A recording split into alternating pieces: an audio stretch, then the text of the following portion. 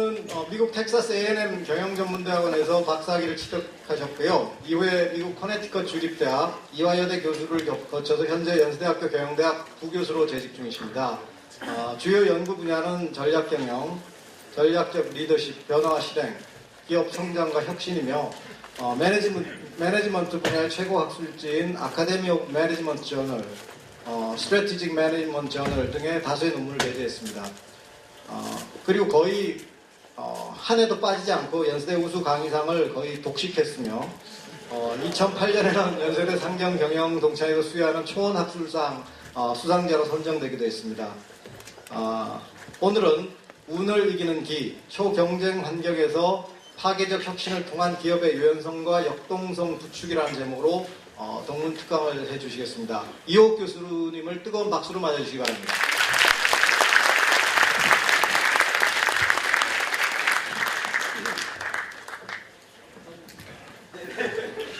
본장님 나가시죠.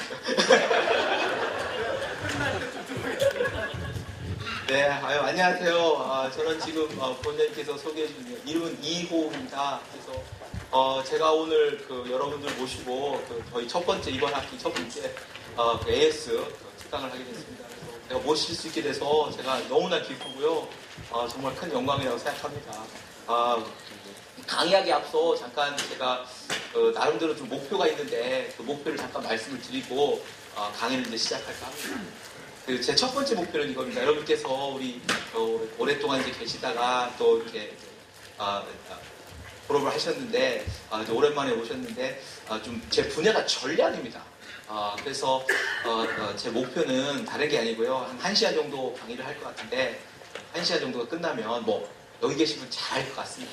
그런데 좀 이 기회에 다시 한번 좀 이렇게 인식할 수 있는, 그래서 이 전략에 대해서 좀 중요하다, 좀 이 전략에 대해서 좀 관심을 가질 수 있는 그런 시간이 됐으면 좋겠습니다. 그래서 그게 첫 번째 목표고요. 목표가 하나 더 있습니다. 두 번째 목표는 저는 평생 학생이었습니다. 그래서 교수님들이 굉장히 부담스러운 게 저는 평생 학생이었어요. 그래서 저는 누구보다도 우리 학생들, 우리 피교육자들의 마음을 제가 잘 알아요. 왜냐면 제가 평생 피교육자였거든요. 그래서 여러분들도 오랫동안 피교육자 하셨을 텐데 잘 아시죠? 우리 피교육자, 우리 학생들은 우리는 항상 춥습니다. 그리고 우리는 항상 배고픕니다. 학생 때 왜 이렇게 배고팠는지 몰라요.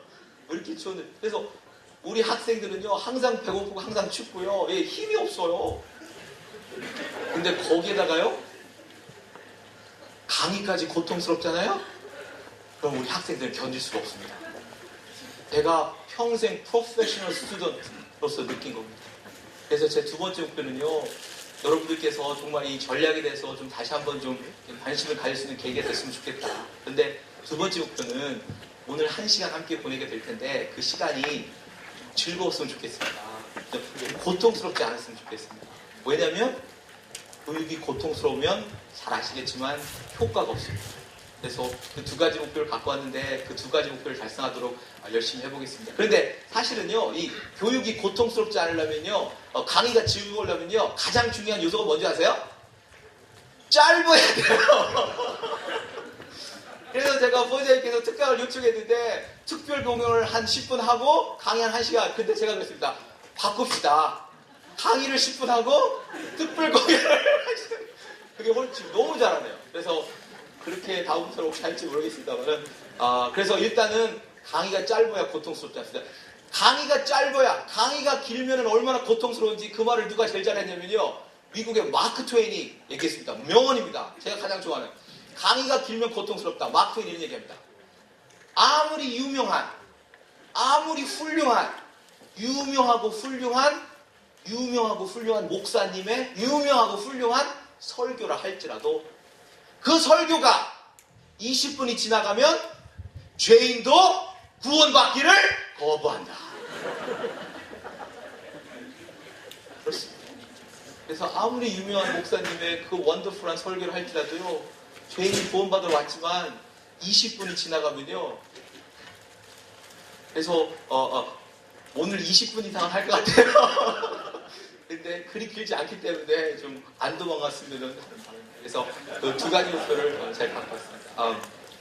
그 교수님들은 거의 다 퇴장했죠? 네, 고맙고요. 또 하나 퇴장하실 사람들은 제 수업을 들은 학생들이에요. 그분들은 어차피 이대로 똑같아요. 이게 똑같은 그 다음에 그 밥인데 이게 바꿀 수가 없어요. 왜 바꿀 수 없느냐? 그 이유가 있습니다. 왜 바꿀 수 없느냐? 부원장님께서 저를 소개할 때 그 키워드가 이호기가 키워드가 아니고요. 이호 부교수가 키워드예요. 저는 지금 부교수입니다. 그래서 승진이 한 1년 남았습니다. 그래서 매일 아침에 출근하면 우리 둘째 아이가 초등학교 6학년인데 그럽니다. 아빠, 정규수 돼? 아, 나도 몰라! 가서 궁금해. 프레셔가 막 마운팅이 됩니다. 그래서 저희들이 연구를 많이 해야 되기 때문에 이 강의 준비를 더 막 셋업을 해보고 싶지만 많이 못해요. 그래서 죄송하고요. 제 수업을 들으신 분들은 지금 가보시면 될 것 같아요. 이 재탕이. 근데 혹시 처음 듣는다. 그러면 그냥 한번 들어봐 주시면 모르겠습니다. 그 여러분들께서 지금 많은 일들을 하고 계실 겁니다. 졸업하시고 그 여러분들의 커리어를 위해서 또 여러분들의 그 조직의 그 지속적인 성장을 위해서 열심히 일하실 겁니다. 그런데 여러분들께서 많은 일 고생을 많으실 텐데요. 앞으로 여러분들께서 여러분들의 그 커리어를 더 좋게 하고요. 그 우리 조직의 지속적인 경쟁 우위를 잘 달성하려면 여러분들의 가장 중요한 역할이 하나 있습니다.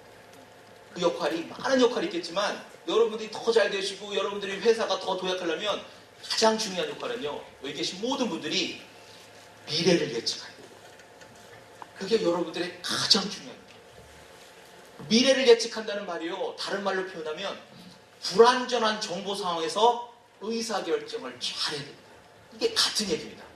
미래를 예측한다는 게요. 이런 건 아닙니다. 예를 들면 내일 금년에 우리 프로야구 누가 이기겠습니까? 우승 누가 합니까? 누가 해요? 그러게. 그럴 수도 있겠네요. 그거 하면 안 돼요. 그거 아무도 몰라요. 내일 삼성전자의 주가가 얼마나 갈까? Nobody knows. 그건 포인트 에스티메이션입니다. 이게 미래를 예측하는 겁니다. 이거 하시면 안 됩니다. 제가 말씀드린 거는요. 여러분들의 가장 중요한 역할이 미래를 예측한다는 건 뭐냐면 항상 불완전한 정보 상황에서 의사결정하셔야 됩니다. 그 의사결정을 잘해야 됩니다. 이게 미래를 예측하는 거예요. 이걸 하셔야 됩니다. 그런데 제가 생각해보니까 지금 제가 45살이거든요. 지금 생각해보니까 미래를 예측한다는 것이 불완전한 정보와 그 의사결정한다는 것이 이 비단 경영자로서 가장 중요한 역할이 아닙니다. 그건 틀린 거고요. 인간의 가장 중요한 역할이 됩니다. 이 아빠로서, 이 아내로서, 엄마로서 가장 미래를 예측한다는 게 여러 계신 모든 분들이 가장 중요한 역할이에요. 제가 증명해볼까요? 지난주에요. 우리 둘째 초등학교 6학년 생일했어요. 야, 너 생일 때 뭐 해줄까? 할때 아빠, 나 생일 때? 웬일이야? 나 생일 때? 다음 주 토요일 날 에버랜드 가. 그래? 제가 지난주에 너 생일 때 뭐 해줄까 했더니 둘째가 다음 주 토요일 날 에버랜드 가. 그 말을 딱 듣는 순간 제 머릿속에 딱 떠오르는 생각이 뭔지 아세요? 다음 주 토요일 날 비 올라나? 이거는 다음 강의 때 삭제. 반응이 안 좋아요. 반응 미트가 있어요. 이게. 그래서 다 지금 입력하고 있습니다. 이건 별로거죠. 그래서 근데 미래를 예측하는 게요. 불완전한 정보상 의사결정하는 게 어려워요. 왜 어렵냐면요. 그 자체도 어렵지만 운이라는 놈이 있기 때문에 그렇습니다. 그래서 이 운이라는 것이 얼마나 우리 경영학에 많이 작용하는지 모릅니다. 기업을 하시는 여러분들에게. 그래서 이 목표가 이거예요. 어떻게 하면 저 운이라는 저놈의 영향을 최소화시키면서 미래를 잘 예측할 수 있을까? 불완전한 정보 상황에서 의사결정할 수 있을까? 이것을 하셔야 됩니다. 그래서 그거에 대해서 오늘 여러분께 조금 강의를 하려고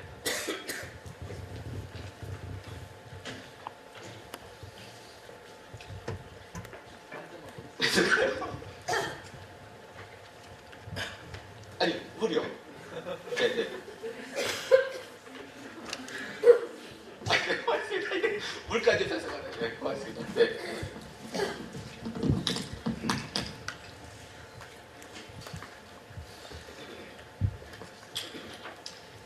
제가 일단 이 운이라는 것이 얼마나 우리 경영학에 많이 작용하는지 한번 잠깐 좀 말씀을 드리겠습니다. 한번 잘 생각해보면 틀릴 수도 있습니다. 이 내용 다 틀릴 수 있으니까요. 한번 생각해 보시고 함께 좀 고민해 보시면 좋겠습니다. 제가 전공이 전략이라고 했는데요.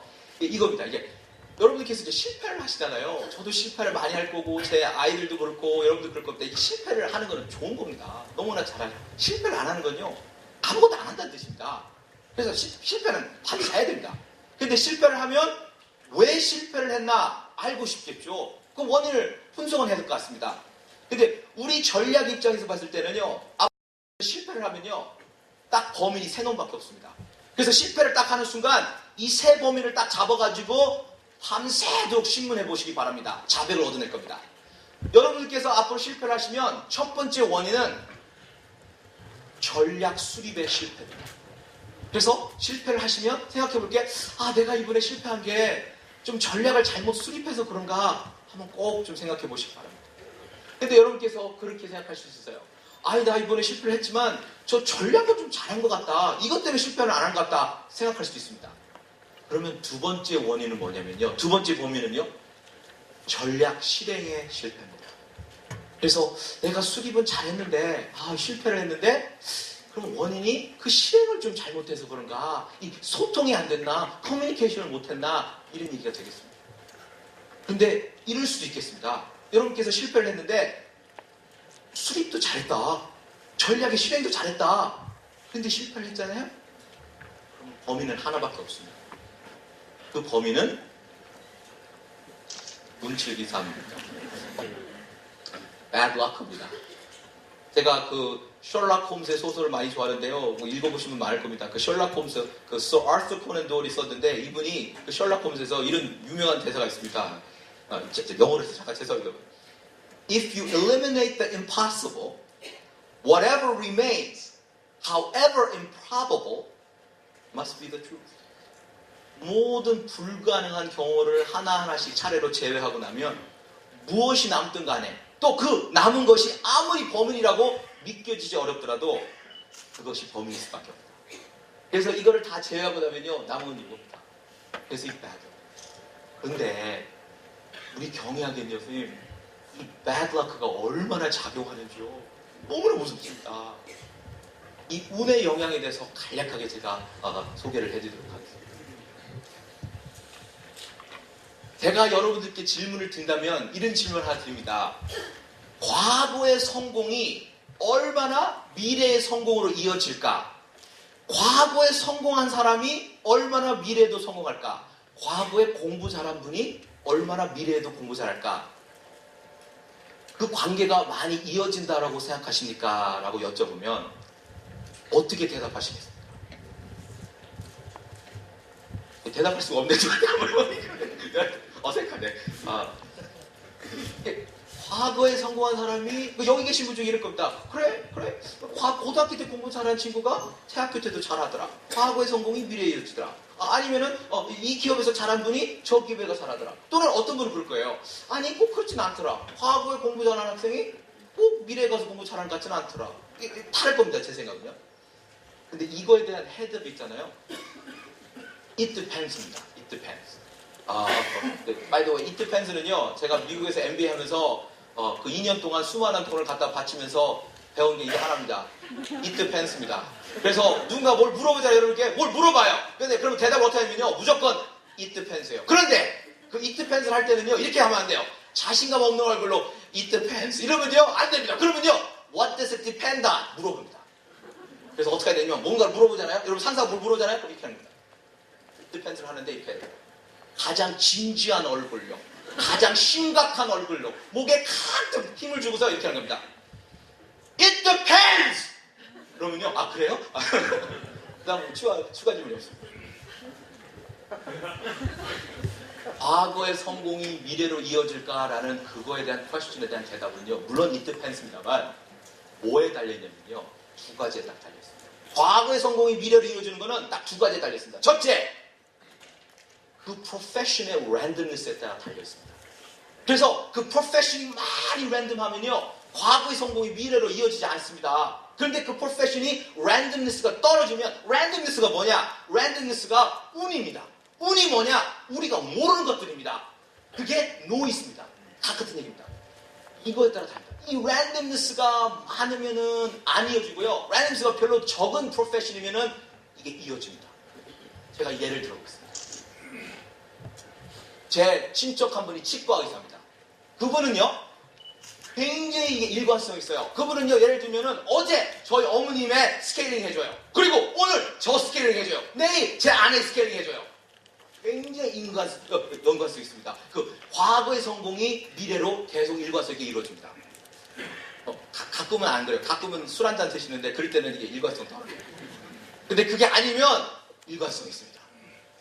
그런데요, 우리 경영학은요, 엄청나게 랜덤스가 많은 직업입니다.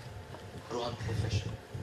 그래서 이 랜덤니스, 운, 노이즈, what we don't know 너무나 많습니다. 그래서 우리 경영학, 정치학은 이러한 속성을 갖고 있습니다. 그래서 그 랜덤니스 오브 프로페션이 너무나 많기 때문에 과거의 성공이 꼭 미래로 이루어지진 않아요. 운이 많이 작용한다고 했습니다. 그 다음에 과거의 성공이 미래로 이루어지는 건요, 두 번째는 뭐냐면요, 그 프로페션의 원수위가 얼마나 많으냐에 따라서 달려있습니다. 제가 만약에 여러분에게 제가 이런 제안을 합니다. 선생님, 제가요 어제 서울 어린이대공원에 가가지고요 원숭이 5마리를 데리고 옵니다. 그리고 그 원숭이 5마리에게 모두 다 타자기를 줬어요. 그리고 그 원숭이 5마리에게 타자를 치게 했어요. 그랬더니 1년 동안 타자를 치게 했더니 그 5마리 원숭이 중 한 놈이 고 박경리 선생님의 토지를 썼네요. 네? 그러면 그때 돼서 원숭이 5마리를 데리고 와서 1년 동안 타자를 치게 했더니 좀 튼튼한 타자가 되겠죠? 튼튼한 타자를 주고서 1년 동안 타자를 했더니 한 원숭이가 고 박경리 선생님의 토지를 썼어요. 그러면 제가 선생님한테 가서 물어봅니다. 선생님, 이놈이요 1년 동안 쳤더니 고 박경리 토지를 썼어요. 그러면 제가 돈 벌 기회를 드릴게요. 내기 한번 하시죠. 요 놈이, 요 두 번째 원숭이가 내년에 이문열의 삼국지를 쓸 겁니다. 거기에다가 내기를 걸으시오. 하면 여러분들은 여러분들의 지금까지 벌었던 돈을 거기다 내기를 하시겠습니까? 표정들이 안 좋네요. 안 하시는 걸로 알아듣겠습니다. 하시면 안 됩니다. 원숭이 5마리인데 1년 동안 타자를 쳤더니 한 놈이 고 박경리 토지를 썼다고 내년에 이 둘째 놈이 이문열의 삼국지를 쓸 거다 내기하시면 큰일 납니다. 그거는 원숭이가요 5마리일 때예요. 만약에 원숭이가요 10억 마리라고 합시다.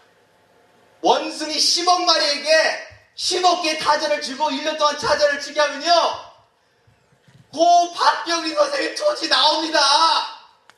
이문열의 삼국지 나옵니다. 그리고 이번에는 그 원숭이가 좀 더 재밌게 썼을 거예요. 이문열 씨 거는 좀 자평이 너무나 재미없어요. 읽어보신 분 알죠? 원숭이가 5마리일 때는요 1년 타자를 주고 타자를 치게 해서 고 박경리 선생님이 토지를 쓰면요 깜짝 놀랍니다. 고 박경리 선생님이 환생하셨나? 착각합니다.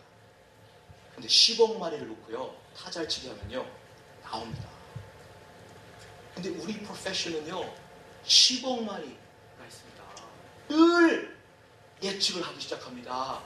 그래서 성공하는 원숭이가 나와요. 그런데요 우리 경영을 여러분께서 기업하실 때는요 문제가 또 뭐냐면요 그 원숭이가 10억 마리가 있다는 걸 몰라요. 그게 잘 안 보여. 보면은 알 텐데 왜냐면 10억 마리에게 타자를 치면 그게 나오거든요. 성공한 기업 나오고 성공한 경영자 나오고 나옵니다. 근데 그거는 잘해서 나온 게 아니라 이 워낙 많기 때문에 이게 통계학이지 않겠습니까? 이 n을 넓히다 보면 나오는데 law of large numbers입니다. 그것 때문에 나오는 건데 착각합니다. 그래서 근데 인생을 살 때 기업하실 때는요 그 10억 마리가 안 보이거든요. 기업하실 때는요. 그래서 우리가 성공할 확률을 우리가 과대평가하게 됩니다. 그리고 더 문제는요 그 원숭이가요 성공한 원숭이만 보입니다.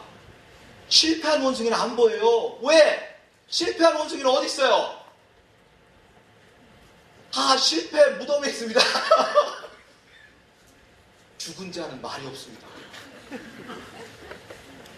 The survivorship bias입니다. 그래서 우리는 늘 그러한 우리의 그 과대평가하면서 살아요.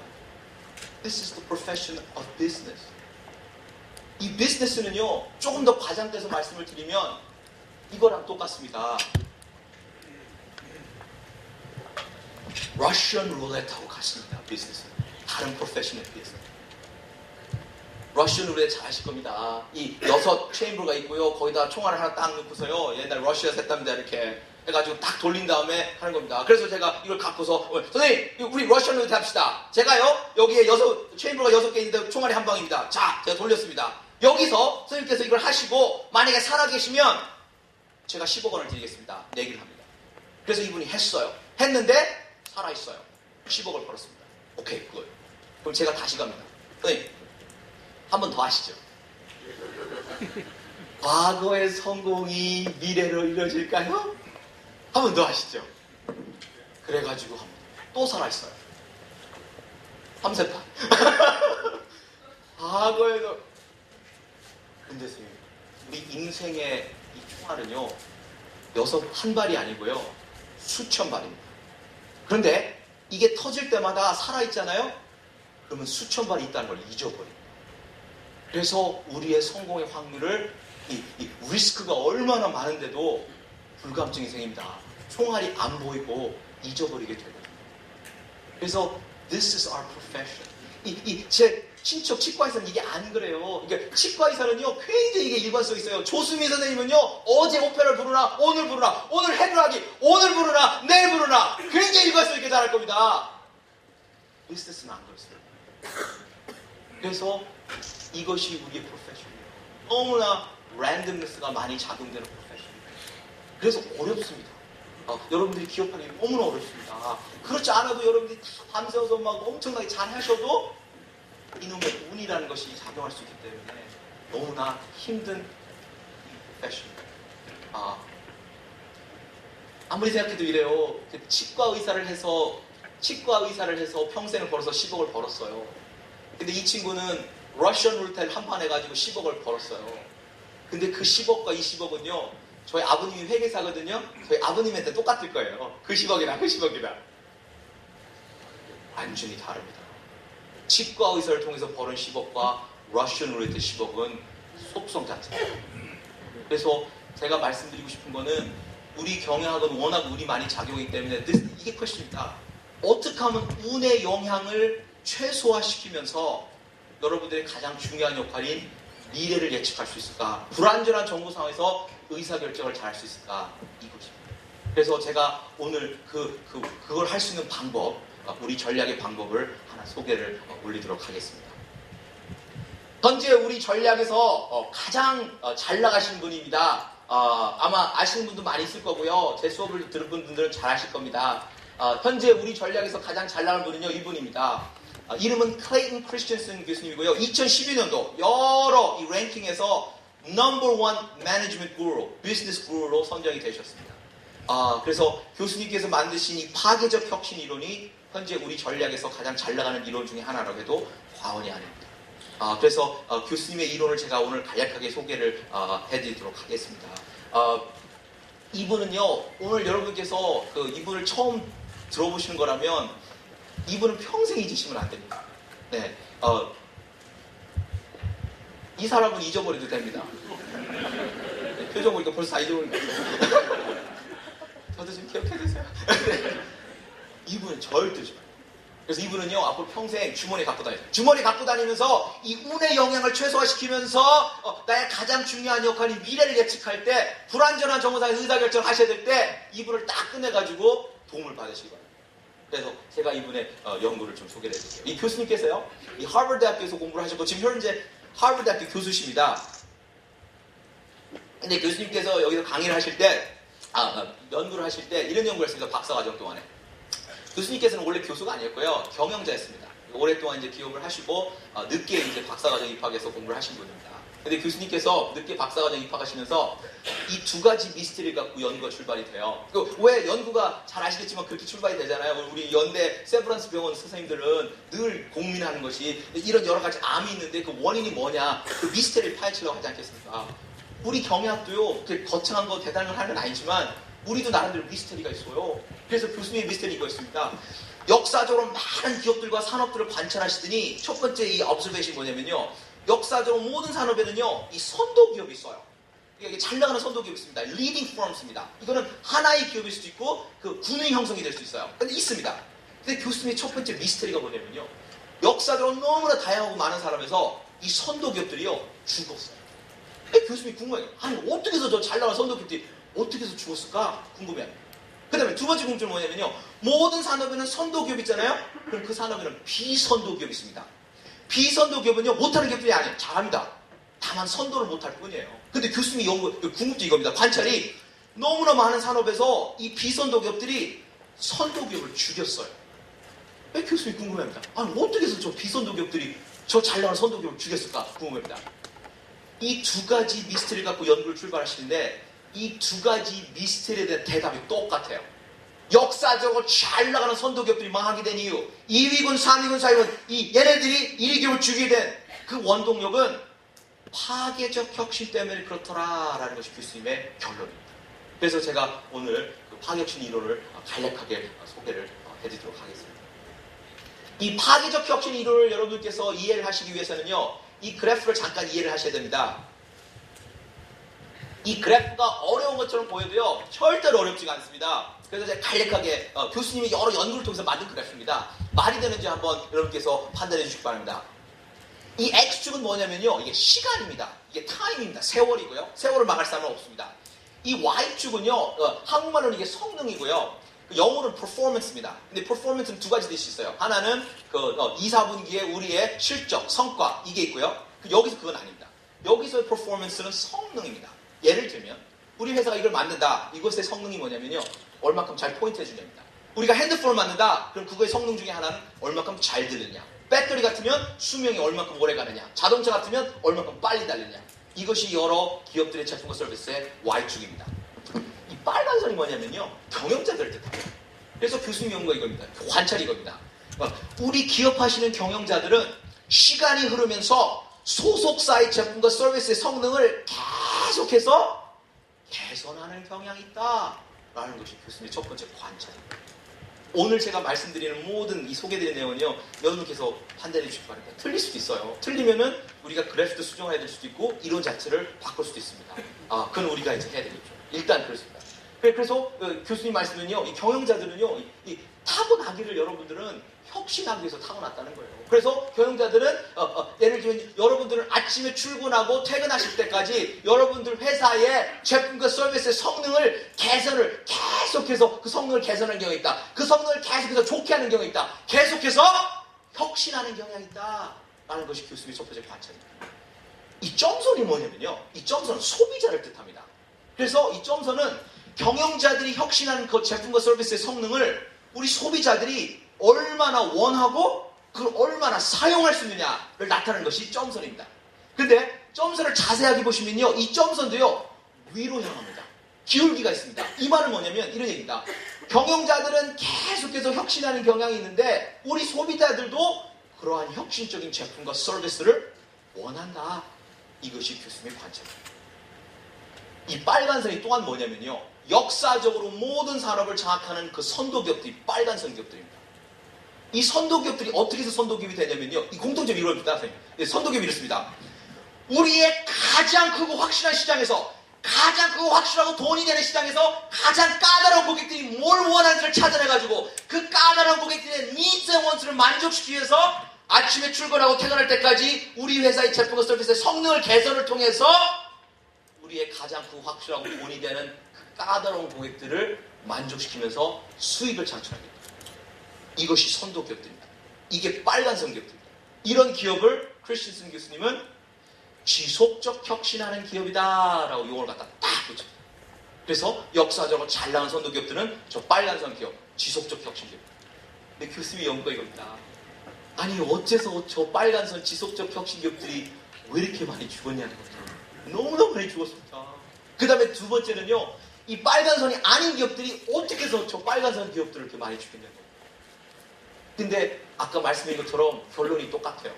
역사적으로 지속적 혁신 빨간선 기업들이 망하게 된 이유, 2위군, 3위군 기업들이 1위 기업을 주게 된 그 원동력은 파괴적 혁신 때문에 그렇더라라는 겁니다. 근데 파괴적 혁신은 종류가 많을 것 같은데요, 딱 두 가지밖에 없습니다. 교수님 연구에. 첫 번째를 우리가 로엔드 파괴라고 하고요, 두 번째를 우리가 신시장 파괴라고 합니다. 그래서 요 두 개에 대해서 두 개밖에 없어서요, 간략하게 소개를 해드리도록 하겠습니다. 결국은 결론이 이렇습니다. 역사적으로 잘 나가는 선도기업들이 이 두 가지의 파괴적심 때문에 죽게 되고, 역사적으로 많은 비선도기업들이 이 두 가지의 파괴적심을 가지고 선도 기업이 되는 현상. 이것이 파괴적 혁신 현상. 이 로앤 디스트럽션을 씁니다. 이게 로앤 디스트럽션인데요. 예, 그래프가 요거에 대해서 간략하게 소개해 드릴게요. 말씀드린 것처럼 여러분들은요, 경영자들은요, 계속해서 혁신하는 경향이 있어요. 크리스틴 교수님 그럽니다. 경영자들은 늘 빨간색을 타고 올라오면서 Managers are born to innovate 라고 크리스틴 교수님 그럽니다. 레이디 가가에 하면 You are born this way.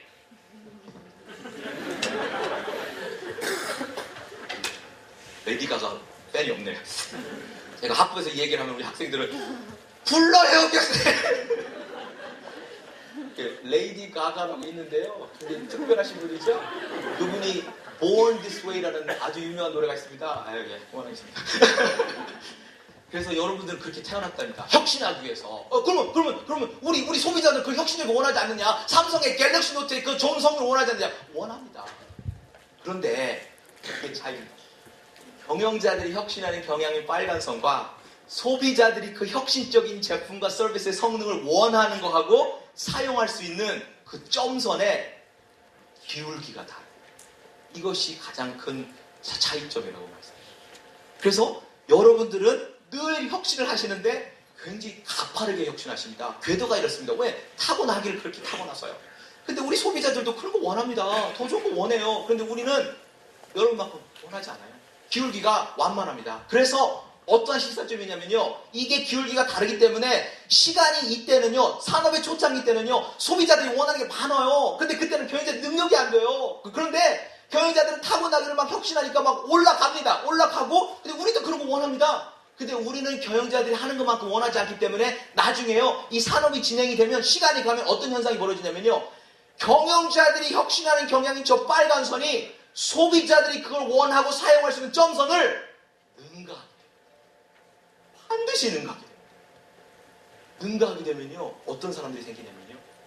이 산업에는 초과 만족된 소비자가 나타난다라고 교수님께서 말씀하시니다.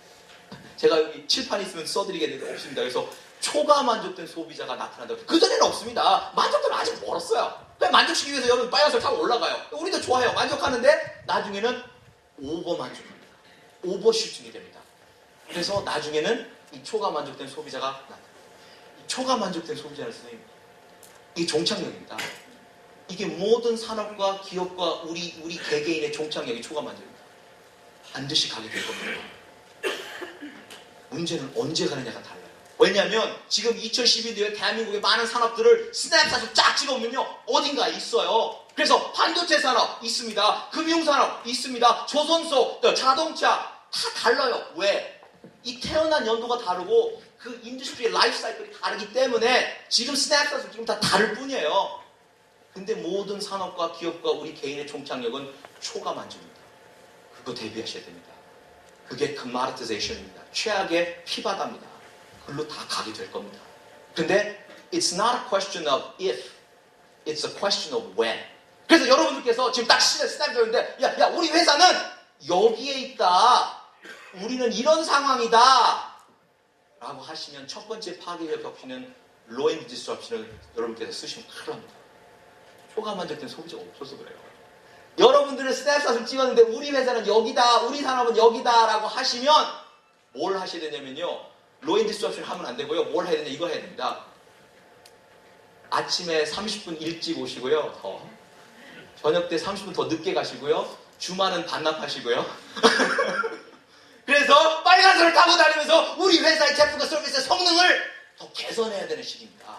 그런데 우리가 스냅샷을 찍어보니까 야 우리 여기 왔다. 곧 일로 간다. 아니면 우리 회사가 새로운 산업, 새로운 성장 동력을 찾기 위해서 저 새로운 산업을 가는데 저 산업이 여기쯤에 있다. 라고 하면 low end disruption을 한번 생각해요.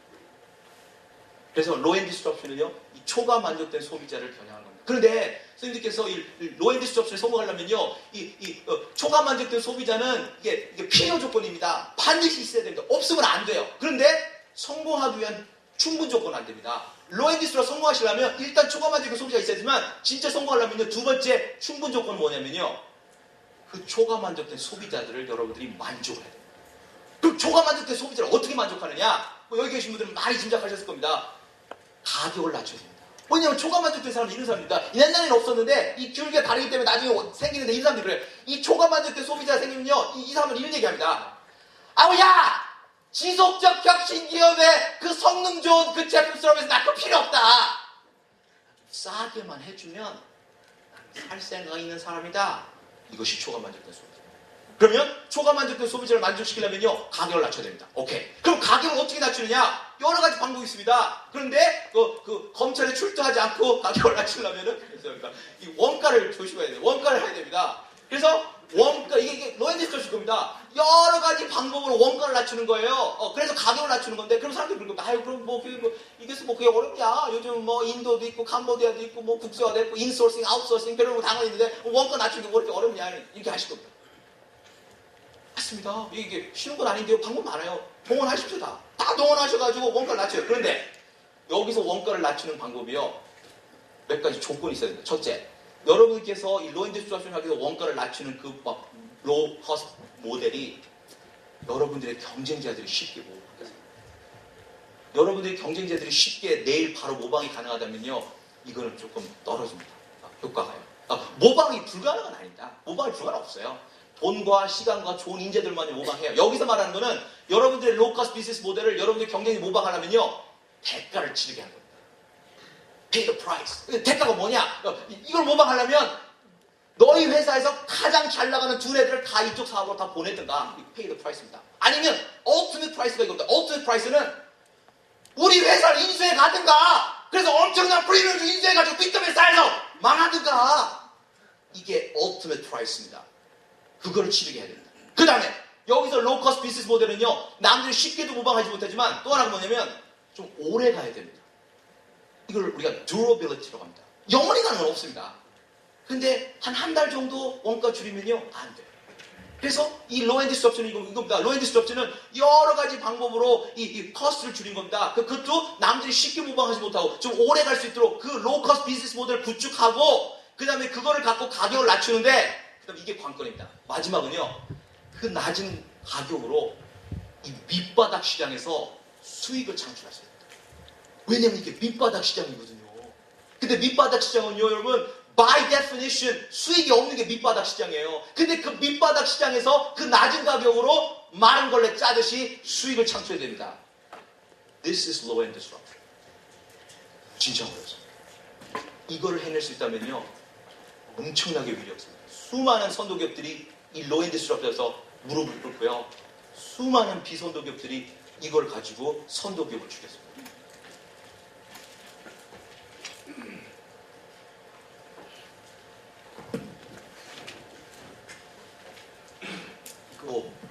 강의하는 거는 그리 어렵지 않아요. 강의하는 건 쉬워요. 강의도 어려워요. 목이 아프네. 근데 저는요, 이게 목이 아프잖아요. 강의하다 목이 아프면요, 저는 우리 세브란스 선생님들 찾아갑니다. 예, 딱 찾아가면 선생님이 그래요. 이 교수 또 왔어? 예, 선생님. 그놈의 고성 강의? 예. 그러니까, 이거 먹어. 예? 고마워요. 그럼요, 우리 이비인후과 선생님이 이거 준 걸 저 먹으면요, 저는 한 일주일간 목이 괜찮아요. 근데 여러분은 문제가 뭔지 아세요? 로우 커스트 비즈니스 모델, 로우 end disruption을 해줄 수 있는 약은 없거든요. sorry. 그래서 무섭습니다. 어렵습니다.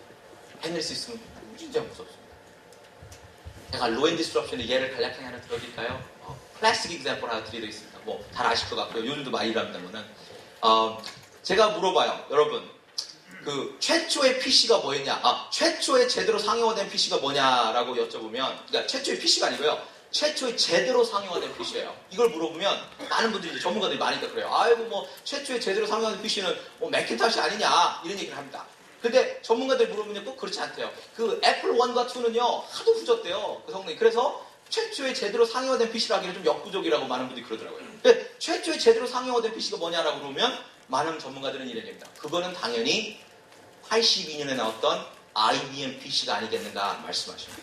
그래서 이 얘기를 훨씬 더 많이 얘기를 하시더라고요. 그게 최초의 제대로 상용된 PC라고 얘기합니다. 82년 IBM PC입니다.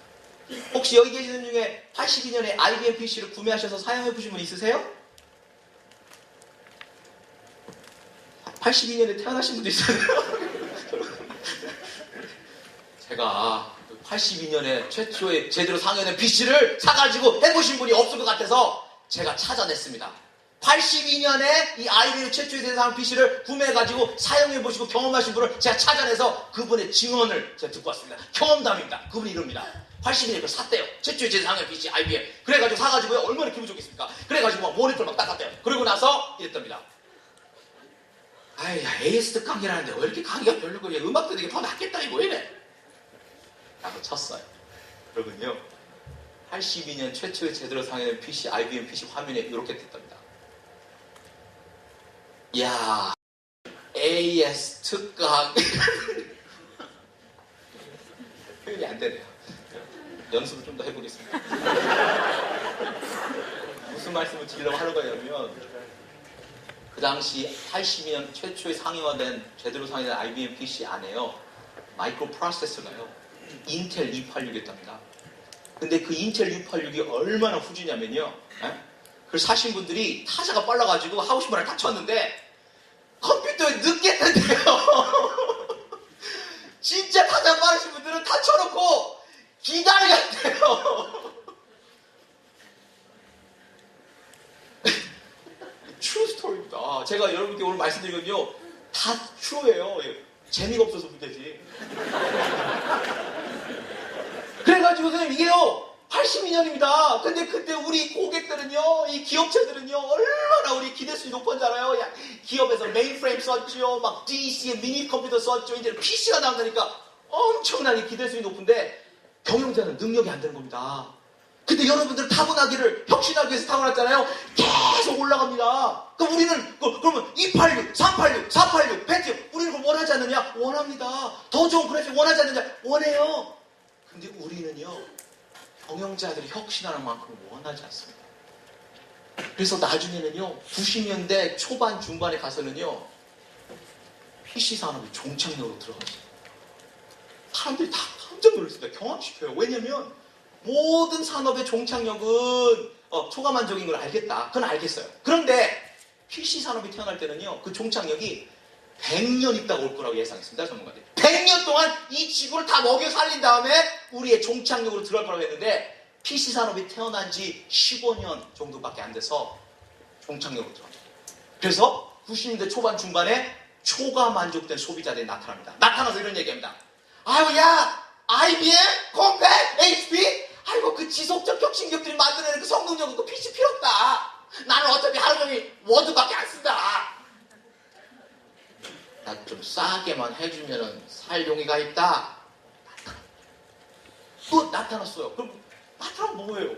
만족을 시켜야 돼요. 만족을 어떻게 해야 돼요? 이 로커스 비즈니스 모델을 구축해야 돼요. 근데 그것도 남들이 쉽게 모방하지 못하고 좀 오래 갈 수 있도록 한 다음에 그거 갖고 가격을 낮춘 다음에 이 밑바닥 시장에서 수익을 창출해야 돼요.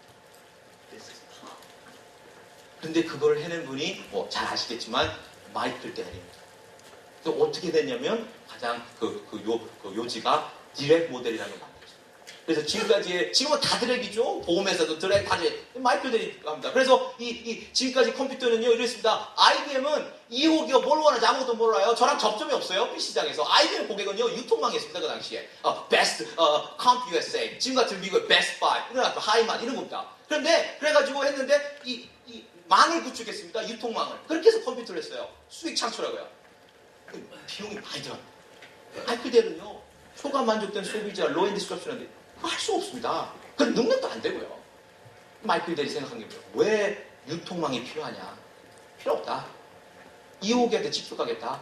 2호기가 원하는 사양대로 빠르게 원하는 시기에 주겠다. 싸게. 디렉트 모델. 그래서 그 로우커스트 비즈니스 모델을 구축하죠. 제가 이제 바로 이 파괴적 혁신의 과정을 잠깐 소개해 드릴게요. 그 과정을 한번 들어보시면 크리스천스의 가장 큰 공헌이 그거예요. 이것도 공헌이지만 어떻게 해서 잘 나가는 놈들이 망하게 되는지 이 비선도기업 어떻게 해서 선도기업을 주게 되는지 그 파노라믹한 그림을 저희들에게 보여줬습니다. 그걸 제가 바로 소개해 드리겠습니다. 그걸 들어오면 이 로앤 디스트럭션이 얼마큼 위력이 있는지 잠깐 그때 가서 좀 더 명확해질 겁니다. 일단은 첫 번째 파괴는 이제 그렇게 이제 됩니다. 두 번째 파괴는 신시장 파괴인데요. 이 그래프가 좀 다릅니다. 신시장 파괴는요. 로앤 디스트럭션은 초과 만족된 소비자를 겨냥하는 거라면 신시장 파괴는 뭐냐면요. 이 비소비자를 겨냥한다는 용어를 씁니다. 그 비소비자가 뭐냐? 비소비자는 이렇게 정의합니다. 지속적 혁신 기업들의 제품이나 서비스를 사용하지 않거나 또는 사용은 하는데 사용하는 사람들도 비소비자입니다, 여러분. 사용은 하지만 불평불만을 갖고 사용하는 사람입니다. 이것이 비소비자입니다. 그래서 뉴마켓 디스트럽션은요, 신시장 파괴는요, 그 비소비자를 찾아내서 그 비소비자들의 불평불만을 찾아내서 그거를 해소해주는 전략이 이것이 뉴마켓 디스트럽션. 그래서 이 불평을 갖는 게 사용하지 않는 게 느려서 안 쓴다. 그럼 더 빨리 해주는 겁니다. 불평불만이 뭐냐면은 뭐 복잡해서 못 쓰겠다. 단순하게 해주는 겁니다. 불평불만이 뭐냐면 커스터마이즈 안 돼서 안 되겠다. 커스터마이즈 해야 됩니다. 그래서 우리 모두가요, 경영자들, 교수들, 학생들, 아침부터 저녁까지 해야 될 일들이 많거든요. 근데 그 일을 지속적 혁신 기업에 할 수 있다. 좀 더 쉽게, 좀 더 편리하게, 좀 더 단순하게, 좀 더 커스터마이즈되게 그 일을 해주면요. 제가 이 신시장 파괴 예를 조금 있다가 예를 하나 간략하게 드리도록 하겠습니다. 그래서 이 파괴적 혁신은 이렇고요. 이제 교수님의 가장 큰 그 공헌은 결국 어떻게 해서 이 잘 나간 놈들과 이 비선도 기업들이 선도 기업을 죽였는지에 대한 그 내용입니다. 그래서 교수님이요, 얼마나 대단하신 분이냐면 참 좋아합니다. 존경하고. 뭐 가장 잘 나가는 매니저 그런 것도 있지만 정말 대단하신 분입니다. 성품도 참 좋으신 것 같고. 근데 이 크리스틴슨 교수님은요, 이 Disruptive Innovation을 하버드 대학에서 강의합니다. 그래서 그게 선택 과목이랍니다. 성장과 혁신이라는 과목이 선택 과목, MBA가 선택 과목입니다. 근데 이 MBA 과목은요, 교수님 과목은요, 아무나 들을 수가 없대요. MBA 학생도 못 듣는데요. 왜냐하면 학위기가 많아서 매 학기마다 이 추첨을 한대요. 그래서 이 로또에 당첨된 친구들은 들을 수 있고요. 그 로또에 당첨 안 되면요, MBA 다니면서 돈을 다 냈는데 못 든답니다. 그런 과목이래요. 그 교수님 한 분이 그런 얘기 해주더라고요. 제가 그 얘기를 듣는 순간 참 우울했습니다. 왜냐면 제 과목은요, 연대에서요, 아무나 들을 수 있어요. 경영학 전공이 아닌 사람도 다 들어요. 근데 더 우울한 얘기 해줄까요? 듣고 싶어하는 학생이 아무도 없어요. 제 인생은 참 불공평하다는 생각을 들었습니다. 교수님 과목 그런 과목이에요. 선택전자. 근데 교수님이 강의에서 어떻게 하는지 아세요? 강의가 이겁니다. 교수님 강의가요, 이 MBA에서 선택전자들 딱 모셔놓고 강의하는 건데, 교수님 강의 이렇게 합니다. 여러분, 이 제자들이죠. 전생에서 나 경영자 한 거 알죠? 나 기업한 거 알죠? 나 실물 경험하는 거 알죠? 예, 그럼요. 그 다음에 나 인생의 후반부에는 늦게 내가 공부했지만 내가 지금 인생 보면 운이 좋아가지고 우리 하버드 대학에 내가 교수하고 있는 거 알죠? 예, 압니다. 근데 여러분 그거 알아요? 내가 평생 학자로서, 그 다음에 평생 경영자로서 많은 걸 보고 듣고 배웠는데, 내가 평생 학자와 경영자로서 내가 터득한 내 인생의 가장 중요한 비즈니스 레슨이 뭔지 아십니까? 교수님께서 학생들입니다. 학생들은 궁금해 죽겠죠. 이 MBA 학생들은요. 교수님 그렇게 많은 실물 경험 있고 학자시고 한데 교수님께서 터득하신 인생의 가장 중요한 비즈니스 레슨이 뭡니까? 빨리 좀 알려주세요. 잘 들어. 내가 평생 경영자 학자로 터득한 내 인생의 가장 중요한 교훈 바로 이거다. 만약에 니들이 졸업하고 기업에 취업했어. 그래서 이 경영자로서 일을 하는데 너희 산업에 선도 기업이 있어. 지속적 혁신 기업이 있어. 그러면 너희들은 그 지속적 혁신 선도 기업을 죽이고 싶겠지. 그런데 만약에 너희들이 앞으로 산업에 있는 선도 기업을 죽일 때 그 죽이는 방법이, 만약에 접근 방법이 그 선도 기업의 경영자들이 가장 중요시 여기는 시장, 그 선도 기업의 경영자들이 지금 가장 소중한 시장. 교수님이 그럽니다. 내가 평생 기업을 했고 학자로서 많은 것을 내가 터득했지만 내 인생의 가장 중요한 교훈 바로 이거다. 앞으로 기업을 할 때 너희들이 선도기업을 죽이고 싶을 때 만약에 죽이는 접근 방법이 그 선도기업의 경영자들이 가장 중요시 여기는 시장, 그 선도기업의 경영자들이 가장 소중한 시장, 그 선도기업의 경영자들이 지금 가장 크고 확실하고 돈이 되는 시장, 그 시장을 만약에 니들이 찾아내서 그걸 니들이 공격하면 너는 무조건 죽는다.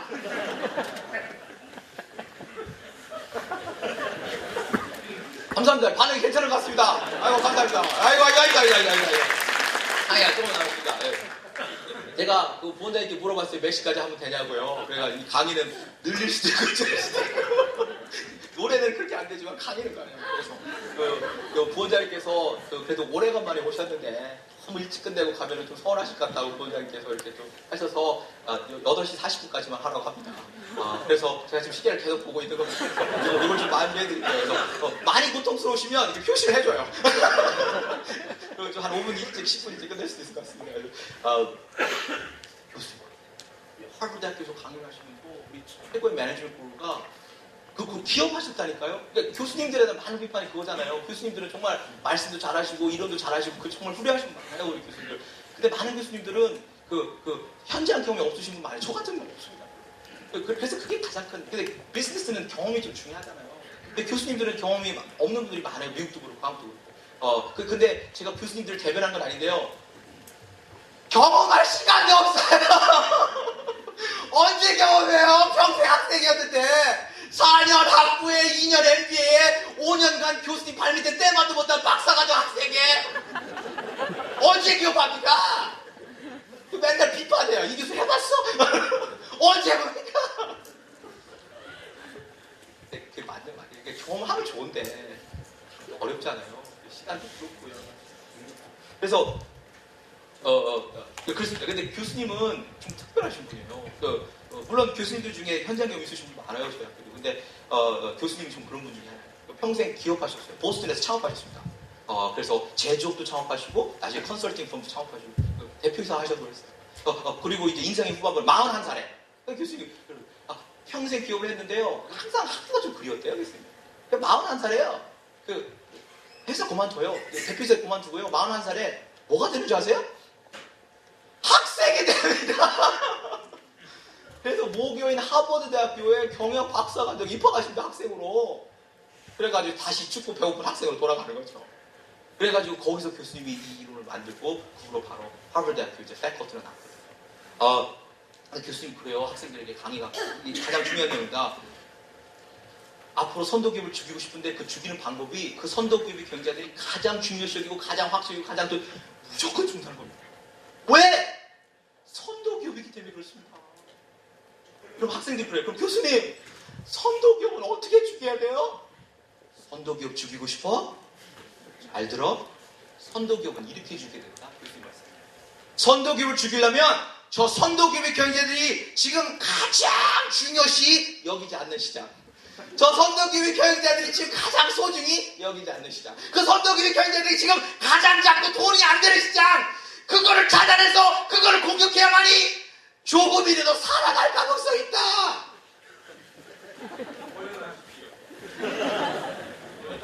그래서 너무 오버를 했습니다.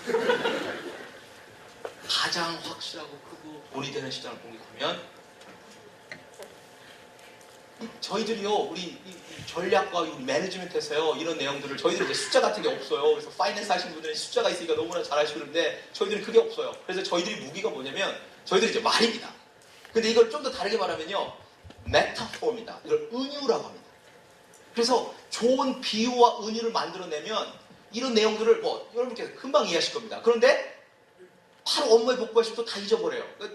이걸 원하는 게 아닙니다. 우리 학교에서 배운 거를 계속해서 이렇게 살렸으면 좋겠는데 그렇게 하기 위해서 우리가 메타포를 만들어요. 제대로 좀 만들면 여러분께서 내용은 금방 이해하시지만 좀 오래 기억할 수 있다는 거죠. 그래서 크리스천슨 교수님이 지금 말씀드린 내용을 어떤 메타포를 쓰냐면요, 전쟁으로 비유하십니다. 이게 말이 되는지 보십시오. 이 지속적 혁신 선도 기업들은요, 이 언덕 위에 수송되어 있는 수송되어 있습니다. 그래서 이 활 쏠 준비가 다 돼 있고 기름 불 준비가 다 돼 있습니다. 그래서 그 선도기업을 공격해야 되는데 공격하는 전쟁일까요? 무기를 쓰는데 그 무기가 뭐냐면요, 이 방패입니다.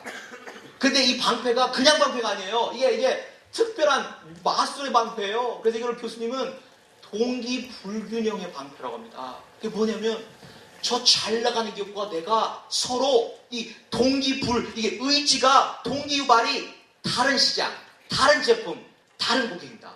만약에 여러분들이 선도기업을 공격하는데 그 쓰는 무기가 동기 균형의 방패다? 저 잘 나가는 기업과 내가 서로 의지가 동기유발이 같은 시장, 같은 제품, 무조건 좋습니다. 그래서 반드시 이거를 찾아내서 이거를 갖고 선도기업을 공격해야 된다라는 것이 교수님의 지론입니다. 그러면 하버드 학생들의 마지막 질문이 겁니다.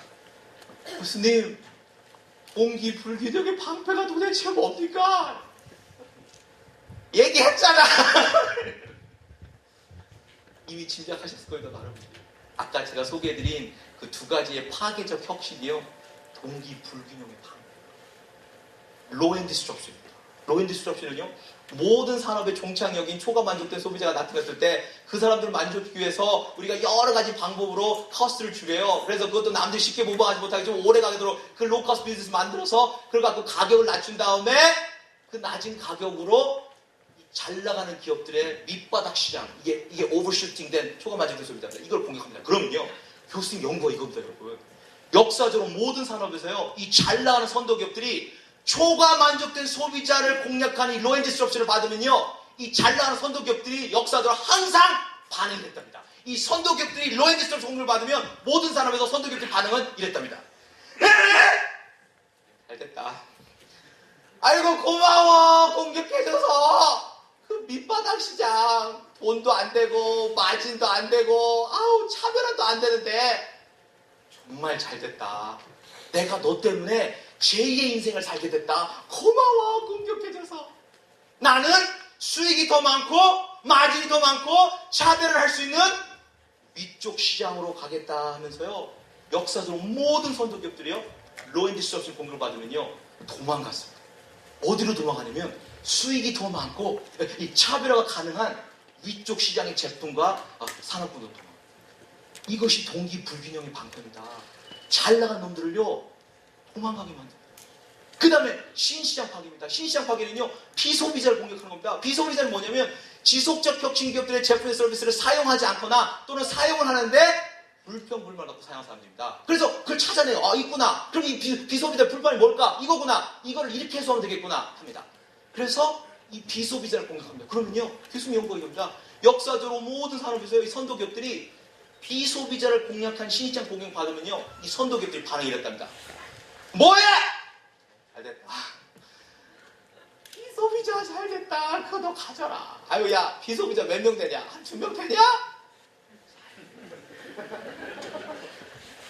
나는 역사적으로 가장 크고 확실하고 돈이 되는 나의 메인 커스터머스, 여기에 포커스를 하게 됩니다. 그래서 이 비소비자를 공격하면요, 이 묘미가 뭐냐면 잘 나간 놈들이요 무시를 해요. 짐작하셨겠지만 이 파괴적 혁신은요 교두보를 마련하는 전략입니다. 교수님께서 말합니다. 이 잘 나가는 선도기업을요 골리앗으로 한번 비유하면 어떨까요? 이 질문이 겁니다.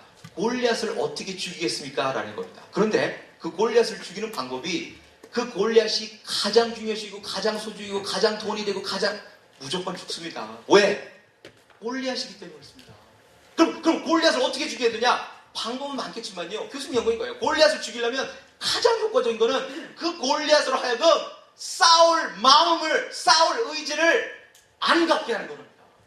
이것이 disruptive innovation입니다. low and disruption 앞에서는 이 골리앗이 도망을 갑니다. 당연히 도망갑니다. 왜? 돈이 안 되거든요. 마진이 없거든요. 제품 정말 후지거든요. 그래서 더 쿨한 제품과 이 수익을 찾기 위해서 올라가게 되어 있습니다. 그 다음에 신시장 파괴 앞에서는 무시를 하게 됩니다. 왜냐하면 지금 현재 비소비자는 그리 많이 없기 때문에 그렇습니다. 그래서 이렇습니다. 그런데 여기서요, 이 교두보를 마련했어요. 그래서 도망가게 만들고 무시하게 만들고. 근데 여기서요, 멈추면 안 돼요. 여기서 딱 멈추면, 그러니까 교두보라는 게 시간입니다. 그래서 잘 나간 놈들을 공격해서 이기려면은 일단 시간, 교두보, 푸트호드로 마련해야 됩니다. 만약에 잘 나간 놈들 공격했는데 막바로 반격을 하잖아요? 그럼 굉장히 어려운 싸움으로 가는 겁니다. 선도기업이니까요. 그래서 근데 그 시간이 많지가 않아요. 산업별로 틀리겠지만요, 요즘 많이 줄었습니다. 그래서 그 시간 반격할 거예요. 근데 일단은 교두를 마련해야 돼요. 근데 마련해놓고 뭘 해야 되냐면요, 여기서 멈추면 안 되고요, 교두보를 마련한 이상 매우 빨리 빨간선을 갈아타야 됩니다. 빨간선을 갈아타서 시간이 흐르면서 우리 회사의 제품과 서비스의 성능을 계속 개선시켜야 됩니다. 그거를 타지 못하면요, 교두보 마련해놓고 죽는 겁니다. 여러분, 제가 아까 델 로우 앤 디스트럭션 소개해드렸습니다. 사실 드랙 모델을 한 기업은요, 델만 있는 게 아닙니다. 게이트웨이라는 회사가 있어요. 잘 아실 겁니다. 근데 게이트웨이는 많은 성장을 못하고 대만의 에이스들한테 인수당하고 별로 없습니다. 이 델은 엄청나게 성장했습니다. 가장 큰 이유는요, 둘 다 교두보를 마련했는데 델은 빨간선을 타고 엄청나게 올라갔는데요, 게이트웨이는 그 빨간선을 제대로 못 탔습니다. 그래서 이렇게 돼요. 그래서 근데 많은 경우는요, 이 파격신 기업들이 배고프거든요. 안 멈춥니다. 그래서 계속 빨간선을 타고 올라가는데 잘 나온 놈들은 도망가고 무시하고 이렇게 됩니다. 이 비유를 마무리 짓자면 파격신의 마지막 과정이 이럽니다. 처음에는 이 방패를 갖고 의지를 꺾어 들어가면서 교두를 마련했는데 도망가고 무시하는 사이에 빨간선을 갈아타고 막 성장을 하는데 혁신을 하는데 나중에는 이렇게 됩니다. 처음에는 방패를 썼지만 교수님이 그래요. 나중에는 이 파괴적 혁신 기업들이 칼을 갖게 된다. 근데 이 칼이 뭐냐면 능력 불균형의 칼이라고 씁니다. 왜냐하면 이제는 의지가 다른 게 아니고요. 능력 자체가 달라집니다. 그래서 이 파괴적 혁신 기업들이 이 능력 불균형의 칼을 가지고 선도 기업들을 죽입니다. 그래서 뭐 얘가 얼마나 많은지 모릅니다. 제조업, 서비스업, 막론에서 많습니다. 그래서 파괴 혁신은 그렇게 됩니다. 제가요 이 파괴적 혁신은 일일입니다. 만약에 선생님들께서 이 파괴 혁신을 이렇게 이제 괜찮다, 좀 굉장히 좋은 이론입니다. 그래서 한번 생각해 보시고 도움이 될 수 있을 것 같습니다. 우리 전략에서 굉장히 좋은 이론 중에 하나입니다. 그런데 여러분께서 들 겁니다. 이거 참 내용이 괜찮다. 그래서 빨리 이제 그 업무에 복귀하셔가지고 막 파괴 혁신을 했어요. 그래서 6개월 동안 막 시금을 전폐하고 파괴 혁신을 하는 겁니다. 그래가지고 막 망치를 꺼냈다 두드리고. 파괴 혁신은요, 제품이 될 수도 있고 서비스가 될 수도 있고 아이디어가 다 됩니다. 그런데 6개월 있다가 여러분께서 시금을 전폐하고 뭔가를 만들어냈어요. 이게 제품이 될 수도 있고 서비스가 될 수도 있고 이게 다 됩니다. 그러면 여러분들의 첫 번째 질문이 겁니다. 내가 6개월 동안 시금을 전폐하고 죽으라고 만든 이 제품, 이 서비스, 이 아이디어가 파괴적 혁신이 될 수 있을까? 고민하십니다.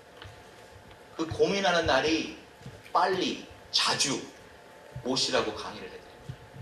근데 그 날이 딱 오면요, 제일 먼저 해야 될 게 뭐냐면 크리스천슨 교수님이 지금까지 제자들과 함께 만들어낸 한 10가지 테스트에 적용을 해보셔야 됩니다. 그래서 그 테스트가 어느 정도 막 통과가 되면요, 매우 고무적으로 생각하십시오. 여러분이 갖고 계신 그 제품, 그 서비스, 그 아이디어가 파괴적 혁신이 될 가능성이 있습니다. 만약에 그 테스트가 통과가 많이 안 된다. 죄송하지만 칠판 지우고요. 다시 한번 시금을 전폐할 것 같습니다. 그 테스트가 10개인데요. 오늘 시간이 없어서요. 2가지 테스트만 간략하게 말씀을 드리고 이 내용을 끝내도록 하겠습니다. 파괴적 혁신의 아까 신시장 파괴를 소개해드린 예를 안 드렸잖아요. 예를 잠깐 드릴게요. 이 파괴적 혁신의 신시장 파괴 메인 테스트 이거예요. 이런 질문입니다. 어떤 제품이나 서비스를 사용하고는 싶은데 사용하고 싶어요. 그런데 여러 가지 이유로 그거를 사용하지 않거나 또는 사용은 하는데 불평, 불만을 갖고 사용하는 사람들이 있느냐, 이것이 첫 번째 질문입니다. 근데 여러분께서 대답이 아니, 어떤 제품이나 서비스를 사용하고 싶은데 그걸 사용하지 않거나 또는 사용을 하는데 불평, 불만을 갖고 있는 사람은 우리 산업에 별로 없다 라고 하시면요, 그 산업은요 파괴하기가 매우 어렵습니다. 없기 때문에 그렇습니다. 그럴 수도 있습니다. 근데 여러분들의 대답이 아니 있다. 두 번째 테스트가 뭐냐면요, 우리가 6개월 동안 죽으라고 해서 만든 이 제품, 이 서비스, 이 아이디어가 그 불평, 불만을 해소해 주느냐는 겁니다. 해소해 주지 못한다. 그러면 첫 번째 테스트 통과하기 어렵습니다. 해소해 준다. 그러면 이것이 신시장 파괴의 메인 테스트입니다. 제가 신시장 파괴 예를 하나, 너무나 많습니다만 클래식 example 하나 소개해드리도록 하겠습니다. 그 신시장 파괴 example이 이제 요거입니다. 아마 모르신 분이 없을 것 같아요. 미국의 제록스라는 회사가 있습니다. 이 제록스라는 회사는요, 사무용 부상 시장에서 그 최고의 회사로 군림한 지속적 혁신 기업, 지속적 혁신, 뭐 모르신 분은 없을 겁니다. 그런데요, 이 제록스를 죽인 게 누구냐면, 많은 분들이 옛날에요, IBM하고 코덱 있잖아요. 무진장 유명한 하버드 사례인데요. 이 두 회사가 연합을 했어요. 제록스의 사무용 부상이 공격했습니다. 근데 많은 분들이 이 사례를 알고 보신 분들은 그때는, 왜냐면 그때 IBM이요, 제록스보다 규모가 20배가 넘어요. 코덱이 제록스보다 규모가 5배가 넘습니다. 그 두 회사 연합해서 제록스의 사무용 부상을 공격했는데요, 엄청나게 실패로 돌아갑니다. 사람들이 의아합니다. 어떻게 해서 IBM과 코덱이 연합했는데 못 죽이냐? 못 죽입니다. 그 가장 큰 이유는요, 크리스천슨 교수님의 인생의 룰 넘버 원 이겁니다. 지속적 혁신 기업에게 절대로 지속적 혁신 싸움을 걸지 말라. 그럼 교수님, 지속적 혁신 기업에 지속적 혁신 싸움을 걸면 맨날 져요? 그건 아니지. 그건 아니지. 그런 얘기 아니고 싸워봐야지. 그런데 교수님 말씀이 이거예요. 지속적 혁신 기업에게 지속적 혁신 싸움을 걸면 맨날 지는 건 아닌데요. 그건 해봐야지만 지속적 혁신기업에게 지속적 혁신 싸움을 걸면 두 가지는 각오를 해야 한다는 겁니다. 뭐냐? 지속적 혁신기업에 지속적 혁신 싸움을 걸면 첫 번째 각오해야 될 게 뭐냐면 앞으로 여러분들의 모든 주말은 반납할 각오를 하셔야 됩니다. 주말에 가족 없어요? 예. 좋아하시는 골프 없습니다. 그 다음에 지속적 혁신기업에게 지속적 혁신 싸움을 맨날 지느냐? 아, 그건 아닌데요. 두 번째 각오해야 될 게 뭐냐면 지속적 혁신에 지속적 혁신 싸움을 걸면 두 번째 각오가 뭐냐면 지금까지 우리 회사가 벌었던 모든 돈을 R&D에다가 투자할 각오를 해야 됩니다. 앞으로 여러분들의 모든 주말을 다 반납하고 지금까지 우리가 벌었던 모든 돈을 R&D에 투자해도 이길까 말까 한 것이 지속적 혁신 기업에게 지속적 혁신 싸움. 교수님 말씀이 이겁니다. 교수님요. 왜 이렇게 인생을 어렵게 살아가? 좀 행복하게 삽시다. 앞으로 여러분들의 주말을 다 반납하지 않고도 지금까지 벌었던 모든 돈을 R&D에 투자하지 않고도 지속적 혁신기업을 이길 수 있는 방법이 있다. 그게 뭐냐면 지속적 혁신기업에게 파괴적인 혁신 싸움을 거는 거다. 그런데 그 당시 IBM과 코덱의 가장 큰 실수는요. 지속적 혁신기업인 제록스에게 지속적 혁신 싸움을 걸었습니다. 무조건 죽습니다. 왜? 이 산업에서는 제록스가 1인자입니다. 그런데 제록스는요. 2012년도에 제록스는요. 사무용 복사기사 완전히 죽었습니다. 죽은 지 오래됐어요. 지금은 통신회사로 좀 어떻게 거듭나려고 했는데 어떻게 될지 모르겠습니다. 사무용 복사기 완전히 죽었어요. IBM과 코덱도 죽이지 못한 제록스를 사무용 복사기 시장에서 누가 죽였습니까? 네? 캐논이 죽였습니다. 제록스를 또 누가 죽였습니까? 신도리코가 죽였습니다. 왜 웃어요? 2달 전에 신도리코 이모님들 프린스 호텔에서 신제품 발표한 거 봤어요? 엄청납니다.